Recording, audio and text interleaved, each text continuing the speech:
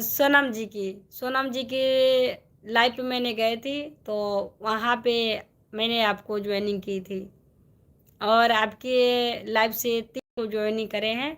और देखिए वो लोग कब हमको रिटर्न कर रहे हैं, कब हमको गिफ्ट कर रहे हैं, तो मेरी इंतज़ार है।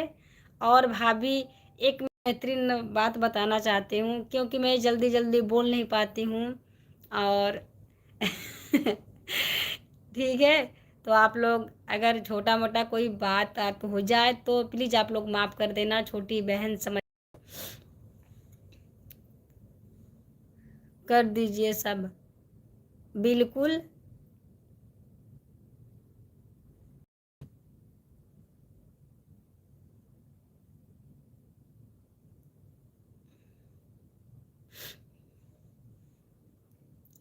और भाभी बताइए, अभी तक आप जगी हैं, हमको लग रहा था कि मेरे प्रियंका भाभी सो गई हैं।